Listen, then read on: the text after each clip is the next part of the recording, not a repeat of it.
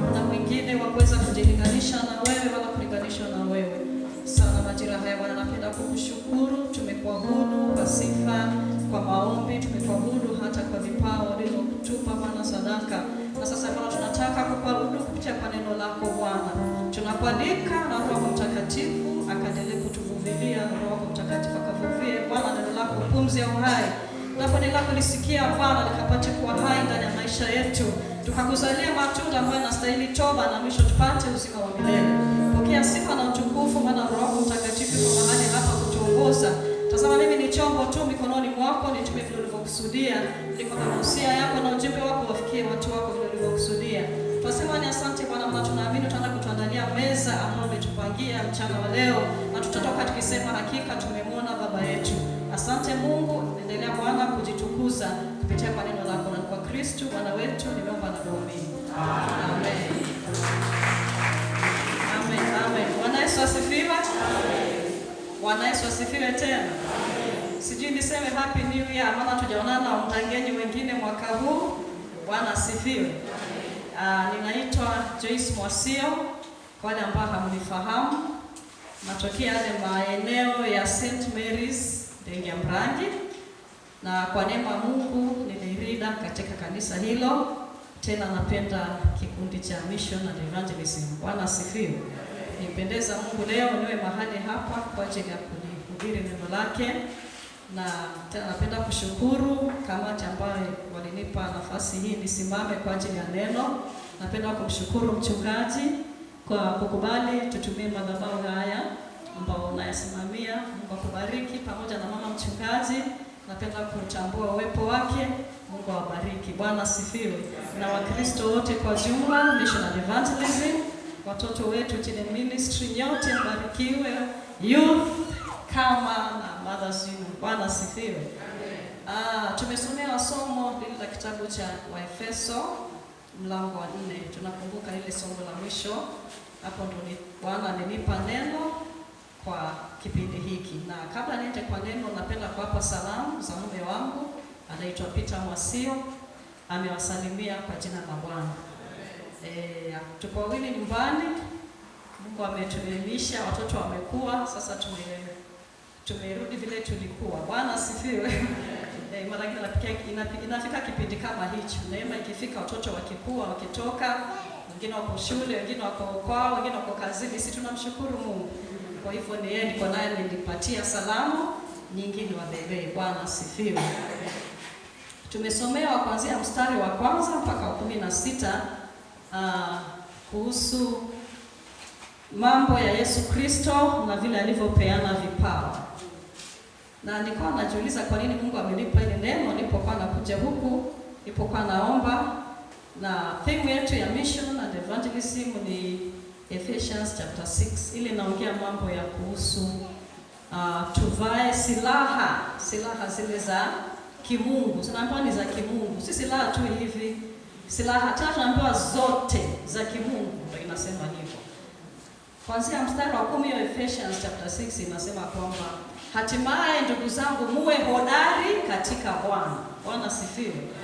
Kwa hivyo tunahitajika tuwe hodari kwanza katika Bwana. Alafu hapo anaeleza sasa vaeni silaha zote za kimungu. Yaani ukiwa hodari lazima uwe uko na silaha, si ndio? Huwezi kuwa hodari kama uko hivi mpaka umevaa silaha kama vile maskari wanavaa, si ndio? Na tumezielezewa hapo. Sitaki kuingia hapo sana, lakini nimekumbuka tu hiyo theme. Na Mungu amenipa ile neno la kuanzia mlango wa 4. Yaani kabla tuvae silaha, kabla tuwe hodari, kwanza tujijue sisi ni kina nani. Bwana asifiwe. Huwezi kuwa askari kama hujatayarishwa kuwa askari. Huwezi kuwa hodari kama hujatayarishwa kuwa hodari. Bwana asifiwe. So kitabu cha Waefeso kikuwa ninakipenda, kiko na mambo mazuri sana. Paulo ameongea, anaeleza kwanza hapo kuanzia mstari wa kwanza, Yesu alipokuja duniani, akafa, akazikwa, akafufuka. Haikuishia hapo kaburini injili yake. Bwana asifiwe. Walipofunika jiwe walidhani huo ndio mwisho, sasa huyu tumemweza, na hiyo mambo yake ya wokovu yameishia hapo kwa kaburi. Lakini kumbe ndio injili inapamba moto. Bwana asifiwe. Akaenda mpaka kule kuzimu. Bwana sifiwe. Alipokufa alienda kuzimu. Mtu angeuliza, hata kitabu alikuwa anajiuliza, sasa kama alikuwa amefufuka, alijua atafufuka, alienda kufanya nini kuzimu? Lakini kumbe ilikuwa na muhimu wake. Injili haingekuwa kamilifu kama hangewaendea wale ambao walikufa kabla yake. Bwana sifiwe. Ili kwamba kwa sababu yeye ni mkombozi, awe mkombozi wa wote, si wale walio hai peke yake, na wale ambao walikufa kabla yake. Bwana sifiwe. Na pale walikuwa wanafanya nini? Walikuwa pale wamefungiwa na Ibilisi. Maana Ibilisi alitupwa huko chini. Huko chini kabisa. Inaitwa bottomless pit. Hapo chini hapo kuzimu hapo. Bwana sifiwe. Maana alikosana na Mungu huko juu. Alipigana na Yesu huko juu. Sasa hangekaa hapo pale mahali patakatifu. Akatupwa huko chini. Alipoenda huko hakunyang'anya zile power zake za kudanganya watu, za kudanganya wewe na mimi. Ako hapo chini anataka wafuasi wa kwenda huko. Maana anajua kabisa ashahukumiwa. Bwana sifiwe. Sasa ni lako na langu mimi niambo kwamba tumtafute huyu Yesu. Maana ule moto wa jehanamu haukuwekewa sisi watu wa Mungu. Bwana sifiwe. Ulitayarishwa tu shetani na wale malaika zake ambao alienda nao. Wale ambao walimsikiza yeye, akacha kumtii Mungu, akaingia na kiburi, akataka kupindua serikali ya mbinguni. Hasa wao walikiwa huo moto. Mungu hakutaka tuangamie. Kama angetaka sisi tuangamie na huo moto, hangemtuma Yesu Kristo. Bwana sifiwe. Alimleta ile kwamba tukombolewe. Na aliposhuka hapo, akamnyang'anya funguo za yale mamlaka alikuwa nayo huyo shetani. Bwana sifiwe. Alafu Biblia inasema hapa, kuna mstari unasema akapaa juu sana. Bwana sifiwe. Tena hapo Paulo anauliza wa Efeso, inamaanisha nini? Yule aliyepaa huko juu sana, si ndio anaichukua huko chini sana? Pale kuzimuni akakomboa wale waliokuwa pale. Na Biblia inaniambia kwamba alipofufuka, si yeye peke yake alifufuka, kuna makaburi yalifunguka. Kuna watakatifu walifufuka pamoja na yeye. Bwana sifiwe. Ili kwamba injili yake iwe complete.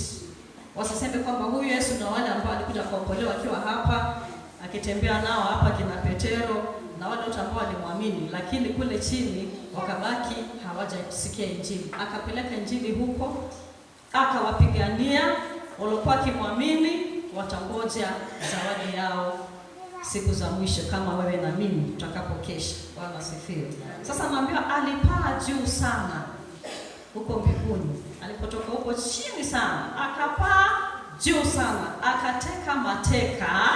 Bwana sifiwe. Wale waliotekwa mateka, wale waliokuwa kuzimuni, akawanyang'anya kwa shetani, akapanda, akapatia uwezo wa kutoka hapo mahali pa shetani. Maana alimwamini Mungu.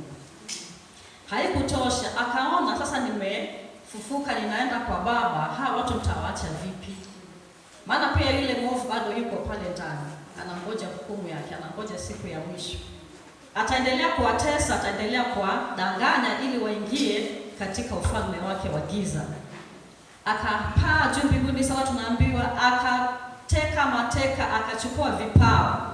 Bwana sifiwe. Tumepatiwa kitu ambacho wazungu wanakiita fivefold ministry. Katika kanisa la Mungu kuna hawa watu ambao wanatakana wawe ndani ya kanisa ili kanisa likaweze kusimama. Bwana sifiwe. Wacha niwakumbushe hapo verse 10. Ya Efeso mlango wa 4. Naye aliyeshuka ndiye aliyepaa juu sana kupita mbingu zote, ili avijaze vitu vyote, viwe complete. Bwana sifiwe. Naye alitoa wengine kuwa mitume, na wengine kuwa manabii, na wengine kuwa wainjilisti, na wengine kuwa wachungaji na walimu. Bwana sifiwe. Hawa wanaitwa fivefold. Hiyo huduma iko tano katika kanisa lolote ambalo linaabudu Mungu wa kweli. Yesu hakutuacha hivyo. Alipokuwa anapaa akatoa wengine, akapatia hivyo vipawa. Na ni yeye huwa anapatia. Bwana sifiwe. Kupitia kwa Roho Mtakatifu kuna watu ambao Mungu amewapatia hivyo vipawa. Sasa kuna hawa tano tumetajiwa: mitume, kuna mtume, kuna nabii, kuna mwinjilisti, kuna mchungaji na kuna nani? Kuna mwalimu. Hao ni muhimu sana katika kujenga kanisa la Kristo. Na kwa nini Kristo alipeana hivyo vipawa? Alijua ni vya muhimu. Kanisa haliwezi simama bila hivyo vipawa. Bwana sifiwe. ili kwamba kanisa la Mungu lisimame. Tusaidiwe katika hii huduma kukamilisha mwili wa Kristo. Bwana asifiwe. Kusudi la kwanza ni kwamba alitoa hivyo vipawa kwamba sisi tupatiwe empowerment, ama tutiwe nguvu, tupatiwe yani uwezo kupita kwa hivyo vipawa, ili kwamba mwili wa Kristo ukapate kujengeka. Bwana asifiwe. Tunajua Kristo ndio mwili ama ni kichwa cha kanisa, si ndio? Sasa kanisa, kama Yesu ni kichwa cha kanisa, na kichwa yake simama peke yake bila miguu, mikono, si ndio? Vile tulivyoumbwa. Hapo alipotoa hivyo vipawa vitano, ukienda kwa Korintho, tunarefer Corinthians chapter 1. Ukisoma kwa mlango wa 12 kuanzia mstari wa 12 mpaka 27, Paulo anaendelea kuelezea sasa hiyo injili kwa Wakristo wa Korintho. Anawaambia, nyinyi ni viungo vya mwili wa Kristo. Viungo katika mwili wa Kristo. Yaani kanisa ni kama Kristo amesimama, kama mtu vile amesimama, kuna mkono, kuna jicho, kuna kichwa, kuna mguu, si ndio Kuna vidole, ndio mwili uwe mkamilifu. Sasa ametupatia vipawa ili mwili wa Kristo ama kanisa liwe kamilifu. Bwana asifiwe. Lisiwe na upungufu. Mpaka nini? Mpaka wakati ambapo tutafikia ukamilifu wa kuwa na imani katika Kristo, tuwe na imani moja katika kumjua Yesu Kristo ambaye ni mwana wa Mungu, mwana wa pekee, mkombozi. Bwana asifiwe. Tupate hivyo vipawa, tuvitumie, tufikie kimo cha Kristo. Yaani vile inahitajika Kristo akue, ni mpaka tuwe na hivyo vipawa wapendwa. Na ni lazima tena tusaidiane. Bwana asifiwe. Ndiposa naelezea hao wa Korintho, anasema ni kama viungo. Mwingine ni mkono ndani ya kanisa. Mwingine ni jicho, anaona mbele. Bwana asifiwe. Mwingine ni mguu, yako tayari kutembea kila wakati kufanya kazi ya Bwana. Bwana asifiwe. Sasa Roho Mungu alikuwa ananifunulia jambo, hata nikaomba Mungu atusaidie sana sisi kanisa la Mungu. Yesu ametupatia vipawa ndio, lakini ni kama wengine hatujielewi katika nyumba ya Bwana.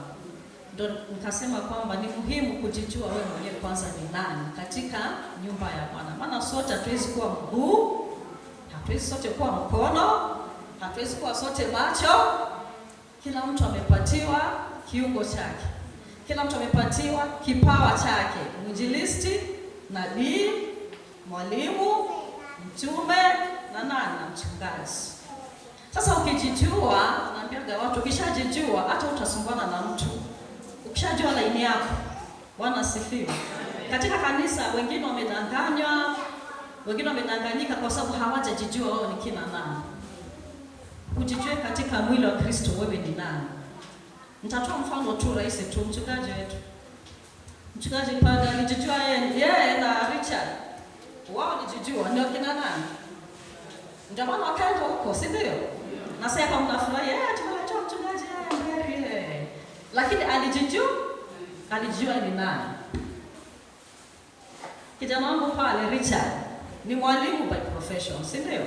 Lakini haikutoshea. Katika nyumba ya Bwana, katika mwili wa Kristo akajijua mimi ni nani? Ni mchungaji. Ndiposa mnamuona. Bwana Yesu asifiwe. Ni vizuri kujijua. Bwana asifiwe. Kuna wengine wako na karama mbalimbali. Paulo ameongea mambo mengi sana. Ameambia pia kuna karama. Kuna karama za uponyaji. Tuna watu wa evangelism, wana intercessors, wanaomba. Kuna watu kuna karama tu ya imani. Yake tu ni imani tu. Mkiona mkivunjika Bwana anasema, "Kwani hamna imani?" Yesu anatenda. Hiyo ni karama yake. Bwana asifiwe. Mwingine yake ni worship na praise. Bwana asifiwe. Ni mchungaji hapa. Napenda vile huwa anaabudu. Yaani hiyo ni karama yake. Akishika maiki hivi, si mnasikia huo uwepo. Na wengine kama mtu kuna karama yake. Bwana asifiwe. The youth, mnaambia mko na nguvu ya kumtumikia Mungu, si ndio? Nyinyi vijana. Mwingine akija kwa keyboard hapo mambo ni sawa. Si ndio? Mimi kinambati ningia huko tutashindwa kigani naongea nini?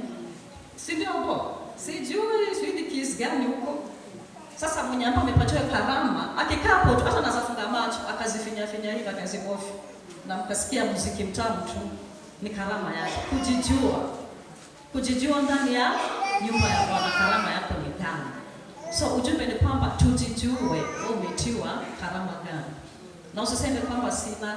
Maana Yesu alipaa juu sana. Kitu Biblia imesema, akateka mateka, akachukua vipawa, akapatia wanadamu. Akashuka huko. Kuna haja kujitetea hapo. Hapo Yesu alifanya kazi yake, akasema amekamilisha kila kitu. Kwake hakuna ile tunataka wazungu wanasema loopholes. Ati unajua hapa kwenda kuhubiri, hapa kufanya hivi, hapa hata yake yote iko kamilifu. Sisi ndo tunatakana tujijue, alafu tuchukue majukumu yetu ndani ya nyumba ya Bwana ili mwili wa Kristo ujengeke. Bwana sifiwe. Nilikuwa nakumbuka tulipokuwa wadogo hivi tukiwa shuleni, tulikuwa tuna ile michezo ya utotoni. Alafu kijana mwingine akatuambia, "Hebu angalia vidole vyenu." Angalia vidole vyenu. Viko vingapi? 5. Akatuambia ati tucheze mchezo unaitwa, nitaisema na kitaita. Ati huyu anauliza, "Diende." Huyu mdogo. Alafu anasema, "How?" Alafu anasema, "Eteiva." Alafu huyu anasema, "Nikawada." Huyu anasema, "Imonsiko." Tukamuuliza kwa nini? Akasema, "Si unajua yako peke yake. Hiki kidole kiko peke yake." Yeye amekataa. Bwana sifiwe. So ninatoa hiyo fivefold ministry vile ambayo Yesu alivichukua akipaa huko injilisti kuna nini. Sasa hichi kidole kidogo kina represent mwalimu. Bwana sifiwe. Na yamaanisha ati mwalimu ni mtu mdogo kwa nyumba ya Bwana, na nitaelezea kwa nini si mdogo. Huyu ina represent ni nani? Ni mwalimu katika hivi vipawa, the fivefold ministry. Huduma 5 muhimu ndani ya kanisa la Bwana. Ujijue wewe kama ulipatiwa hizo, useme haleluya, hizo 5 siko, mimi sisumbuki. Karama ziko. Tumesema za uimbaji, uombezi, nini, imani, nini hizo. Kama una la kujitetea, Bwana sifiwe. Hii ya pili hii ambayo tunasema ni harusi. Wala ambao tunavalishwa pete tukiolewa. Ndugu Sherera hivi karibuni tunataka kufanya hiyo mambo. Sio kaika kidole kingine cha tofauti. Ni hiki cha inaitwa, huyu ni mchungaji. Bwana sifiwe. Na nitawaelezea kwa nini huyu ni mchungaji. Bwana sifiwe. Hiki kirefu kiko katikati na ndio kirefu kushinda, ama ni changu peke yangu? Zote ziko hivyo. Huyu ni mwinjilisti. Bwana sifiwe. Alafu huyu mtoto akifanya kosa, maana hatusemaji maana si ndio? Tunatumia hiki cha kupointi. Huyu ni nabii. Nitaelezea kwa nini kimetumika hiki. Alafu hapo kando ni mtume, apostle. Bwana sifiwe. Sasa huyu mwalimu anafundisha neno la Mungu. Kipawa chake ni cha kufundisha. Mafundisho tu. Bwana sifiwe. Huyu ni mchungaji tumesema. Nitasema kwa nini. Mchungaji kazi yake ni nini? Kazi yake ni kukusanya kondoo wa Mungu. Bwana sifiwe. Anawafunga pamoja, anawakusanya. Kondoo wakiathirika huko, wanarudi kwa zizi. Mchungaji anaangalia anasema, pole ng'ombe hapo, kwa rashmani minjwa, kwa wadani filumada, anamtoa. Hiyo ndo kazi ya kina Mchungaji Mberi na Richard. Msione hivi mkaona eti ni watu wa muhimu sana. Bwana sifiwe. Lakini siku hizi tumekuwa na tabia, milioni nitaisema. Bwana sifiwe. Tukinilia kidogo tunaanza kudharau wachungaji. Hello. Natumai hakuna mtu hapa Mtagea anafanya hivyo. Hawa watu wa kuheshimiwa sana. Anatukusanya. Yeye ndo anaona shida zote. By that time watu wasije kama wao wanajiombea, sijui. Labda anasaidia na mchungaji, si ndio? Maana kila wakati anaombea wa Kristo. Paka maana kile anaanza jisahau. Yaani moyo wake kwa kondoo za Mungu. Kwako wewe na kwangu mimi wa Kristo. Sasa watu wanakuombea sana sasa. Sawa? Wanapotuombea na sisi tuwaombee, tuwasupport. Ni watu wa muhimu sana. Hao ndo wanatukusanya. Kazi yake ni kukusanya kondoo wa Mungu. Wakienda kupotea, wakifanya nini? Mchungaji anasikia vitu vingi tena anasema, "Chonkolombe mwana wa Mungu." Anakuombea. Bwana asifiwe. Mchungaji ni wa kukusanya guard, yani kulinda kondoo wa Mungu. Bwana asifiwe. Tutaenda kwa mwinjilisti. Mwinjilisti huyu ni mtu ambaye anaendaga nje, huduma yake inakuhubiri nje sana. Bwana Yesu asifiwe. Alafu kazi yake ni kugather watu, yani kukusanya watu. Anapenda mahali kuna open air hivi, apaze sauti. Evangelism. Waende huko waseme leo tunaenda sijui mlima gani huko, tueneze injili. Bwana asifiwe. Yake ni kukusanya umati, ahubiri injili ya Kristo. Bwana asifiwe. Mwalimu naye tumesema ni wakufundisha, anapatia msingi wa neno la Mungu. Bwana asifiwe. Anawa ground katika neno la Mungu. Bwana asifiwe. Tunaenda kwa nabii. Huyu ni nabii. Nabii ni mtu wa kuonya watu. Ndio maana tumesema kidole inatumikaga kwa kusisikira. Bwana asifiwe.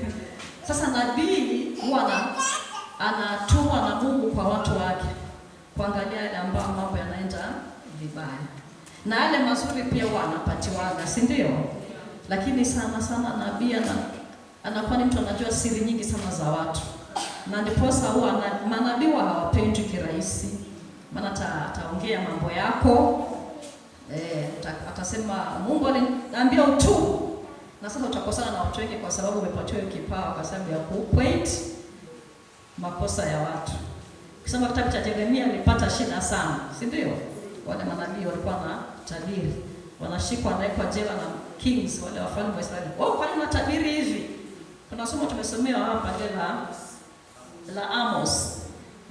Amazia mpaka anaambiwa huyo Amos anatabiri mambo ati tutachukulia mateka hapa tupeleke Babeli. Mwekeni huko usije gerezani huko. Kwa sababu wataki kuambia ukweli wa neno la Mungu. Na hicho kipawa ni cha kuelekeza watu, to guide. Mungu anasema mfanye hivi, msipitie hivi, muache hii. Yeye ni mtu wa kuguide watu, wako kuelekeza watu. Lakini kama kuna kipawa kimekuwa abused siku hizi ni hiki. Yaani kipawa kizuri lakini kimechafuliwa, kipawa cha unabii. Mpaka wengine wanakaa, I'm sorry to say so, wanaona kama sasa kama wamechukua ile utukufu wa Mungu, wanataka Wakristo wasikize zaidi kuliko kumsikiza Mungu. Hata wanathreaten watu, msipofanya hivi mimi nikio hivi, mimi nasema, sio Mungu anasema. Sasa kimekuwa abuse, lakini hakipo kwa kanisa, kipo kipawa lakini wengi wamekiabuse. Hata wengine wameangamia kwa sababu ya kufuata hao manabii wa uongo ambao wameabuse hicho kipawa. Lakini sisi tumsikize Roho wa Mungu anasema nini. Na nabii wa kweli ni mtu wa kujishusha na kueleza watu kupitia kwa kuelekeza kupitia kwa neno la Mungu. Bwana asifiwe. Si ile yake ya mwenyewe binafsi, kuelekeza watu kwa neno la Mungu. Alafu ya apostle sasa yeye ndiye kama governor. Bwana asifiwe. Yeye ndo ana govern, yeye ndo anasimamia hao wengine. Bwana asifiwe. Mtu mmoja nibariki akasema huyu amepatiwa vipawa vyote hivi. Wengi utakuta kama mtume, naona kama mtume Paulo angetoa unabii, angefanya nini, angesema nini, angeenda evangelize huko kwa watu wa evangelize huko kwa watu wa mataifa, aenda ubiri injili, afanye nini, aseme nilipatiwa unabii hivi. Kuna mtu alipelekwa sijui mbingu ya ngapi, sijui alikuwa kwa mwili sijui nini, anaona maono makubwa. Bwana asifiwe. Anafundisha watu neno la Mungu. Tena anafungua makanisa, amekuwa mchungaji, sasa anafungulia watu makanisa, wachungaji huduma inaendelea, anakuwa mwinjilisti. Bwana asifiwe. Hao wamejaliwa vipawa vyote hivi. Ndiposa hiki kidole kiko kando lakini kinaweza kunja hao wote. Kinaweza kusanya hao wote. Bwana asifiwe. Nikasema kwamba huyu si mdogo tu kwa vile ni kidole kidogo kuliko vyote. Ama huyu ni mkuu mwinjilisti kwa sababu ni kirefu kuliko wote. Ama huyu ni mkubwa zaidi vile yeye ni apostle ama mtume. Lakini wote wakishikana hivi mkono ni mmoja, wanafanya kazi ya mtu mmoja ndani ya Yesu Kristo. Bwana asifiwe.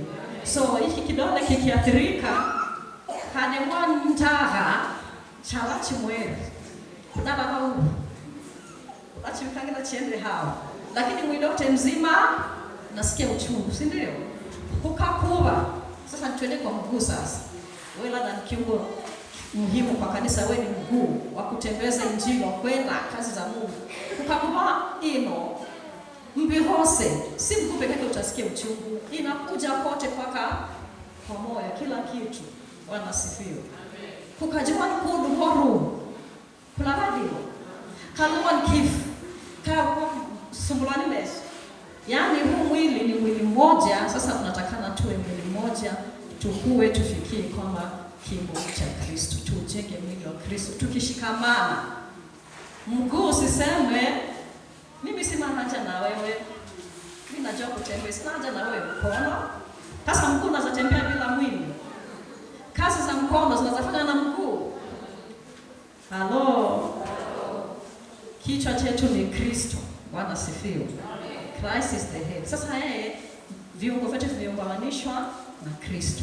Ndio tujenge kanisa la Mungu, mwili wa Kristo. Bwana sifiwe. Tutasema hivi, Mungu alitupa vipawa, tuvitumie kwa hekima na kwa kulijenga kanisa, si kwa kupigana vita. Bwana sifiwe. So naomba tu tukue careful. Bwana sifiwe. Tuenende katika hekima.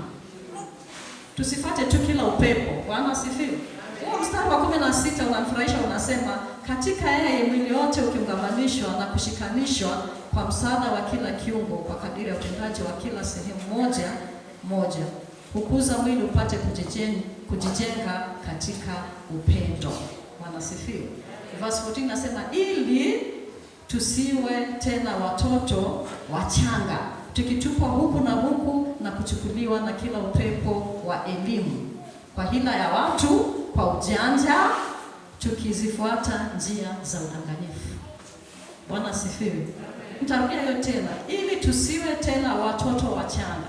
Tunaweza kuwa tuko ndani ya kanisa, kumbe katika kiroho watu wametu brainwash na hizo vipawa vya unabii, na mpaka tumekuwa watoto wachanga, tunafanya vile wanatuambia. Wacha mtoto anakuwa innocent. Hata ukimfundisha kimwambia kila ambacho umemwambia kina nasa. Ni kizuri ni kibaya kina nasa. Sasa mara nyingine tunakuwa watoto wachanga katika maisha ya kiroho kwa sababu hatumtafuti Mungu, tunategemea huyo nabii sana. Tegemea mtu mmoja ambaye umemweka kwa moyo mpaka ukasahau kwamba kunaye Mungu. Sasa anakuelekeza hata kwa ile ya udanganyifu. Anasema tusiwe warahisi kutupwa huku na kila upepo kama mafundisho ambayo elimu ambazo hazina msingi katika neno la Mungu. A very good example ile ya Shakahola, mpaka sasa kesi zinaendelea. Ufunge mpaka ufe ndio utaingia mbinguni upatane na Yesu. Alafu mwenye anakuambia hivyo anasema mimi nitafunga baadaye. Mimi ndo nitakuwa mwisho kufunga, hata sijui ndo nifunge mlango, sijui ndo nafunga mlango wa mbinguni, amekuwa ni Yesu sasa. Sasa mama na shetani ametufunga macho, akili zetu zimetiwa giza, hatufananishi na neno la Mungu. Neno la Mungu linasema nini? Linasema tufunge mpaka tufe. Si unafunga wakati unataka kufanya huduma fulani, ama unataka mahitaji yako mwenyewe Mungu akukirimie. Huwezi funga bila sababu. Bwana sifiwe. Unaweza funga hiyo tena ukose kwenda mbinguni kama njia zako na Mungu wako haziko sawa. Unaweza funga hata licha ile Yesu 40 hata 60 tena hivyo hivyo utakosa uzima. Maana unaenda katika neno la Mungu. Bwana sifiwe. My point is kila mtu ajue maili yake. Tutaheshimiana. Hello. Tukijua laini zetu tutaheshimiana. Utakanyaga mwingine mguu, si ndio? Hata yeye ambaye anaitwa apostle mtume anambako na vipawa vyote hivi, anakuwa na hekima yake ya kimbinguni. Huwa haendagi hivyo ovyo, hata kwa vile ni mtume anakuwa na hekima yake ya kimbinguni. Akienda mahali si mpaka mtu wa hiyo area ajue, mchungaji wa hiyo area ajue. Mwinjilisti akienda mahali mpaka ajue ninakuja mahali fulani. Hawezi kuja out of the blues hivi. Hata kama kwa nyumba yako, mtu anakuja tu hivi anakuambia ninakuja kusalimia lakini nakaa wiki nzima na haja kuambia. Halo. Utasikiaje? Haya. Hata wakuu wa serikali, kila mtu akona area yake ya kutawala, si ndio? Wewe toka kwa kaunti nyingine unakuja tu hivi hujasema unaingia, pup. Acha kushtukia nya kwa njia kilifu that manyire kwa fuma ndio ile tunafanya. Natoka katika maeneo yetu ambapo kuna wachungaji wazuri wanatulinda, tunajipeleka sisi wenyewe huko Dala Maisanju. Mimi nimetoka Matatu, tunasemaga yani hedge ile matanga badale za offense. Si ndio goma wa inazungushwa hivi, wanyama wanakaa ndani. Lakini mara nyingi tunasahau tuko na mchungaji, Hatugoje mchungaji akatufungulia mlango tukapitia hapa akatuelekeza. Maana nataka nakufanya kukaha. Najipangia hao. Ni njoni hao ndio baada tunaanza kuita. Sasa vile mchungaji ni mtu wa Mungu, hata ukisema mbembe tu atakwambia choo huko ni Kolombi. Parama isanjuto kwa bonya kwa kibibi. Lakini sana Bwana ni mchacho ni kubunje kwa changa cha Kristo. Na ndio hivyo Yesu anatufanyanga. Yeye ndio mchungaji mwema, alitoa uhai wake kwa ajili ya kondoo wewe na mimi. Hapa tusiangalie. Kwa hivyo tumikie Mungu tukimtumainia yeye, atuongoze, tujijue sisi ni kina nani katika vipawa vyetu. Alafu tutafanya nini? Tutafaulu. Na Mungu atubariki. Tusimame na tuombe. Tunakushukuru Bwana, tunakushukuru.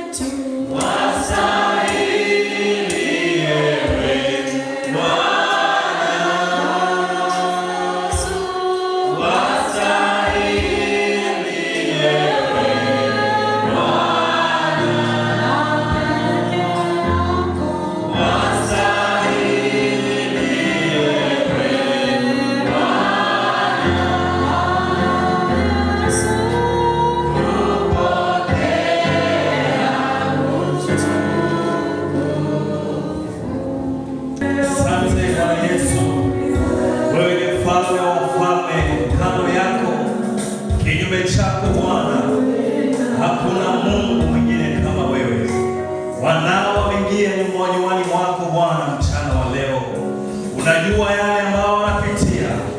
Wengine Bwana hawana nguvu za kusonga hapa mbele, lakini Mungu wetu unajua yale ambayo yanawafika nyumbani mwao. Tunakuita Bwana mchana wa leo, wewe ambaye Bwana uliweza kufufuka Bwana siku ya tatu. Siku ya leo Bwana, yote yaliyokufa ndani ya maisha yao yakafufuliwe Bwana katika jina la Yesu. Wengine Bwana hawana matumaini kwa ajili ya watoto wao. Watoto wao Bwana wameingilia mambo ya mihadarati. Watoto wao Bwana wameingilia Bwana mambo ambayo hayastahili. Wengine Bwana wamejikuta wakiwa hapo hawakutaka. Mchana wa leo Bwana, watoto wako wanalia, akina mama, akina baba wanalia kwa ajili ya watoto wao. Uliposikia kilio cha pale Rama Bwana cha Raheli akililia watoto wake, Bwana ukaweza kujibu Bwana.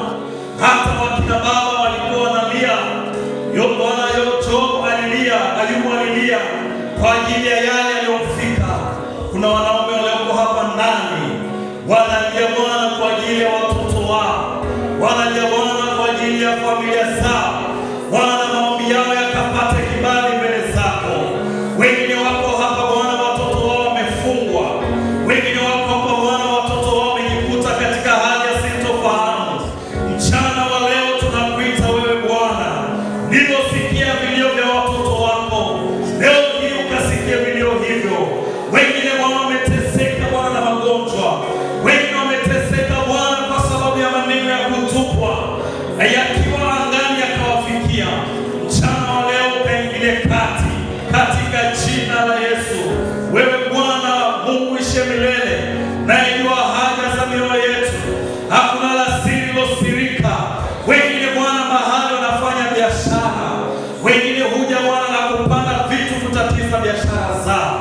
Tunaregesha mambo hayo, tunaregesha Bwana hali hii hizo mahali zimetoka katika jina la Yesu Kristo, wanapokanyaga katika biashara zao kuanzia kesho kuendelea, wajikute Bwana wanapata faida, wajikute kwamba wanafanikiwa, wajikute kwamba maadui zao wao wanapata hasara, lakini hawa watoto wako wanainuliwa.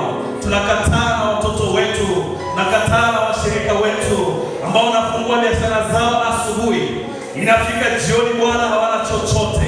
Tunakataa roho ya ufukara katika jina la Yesu.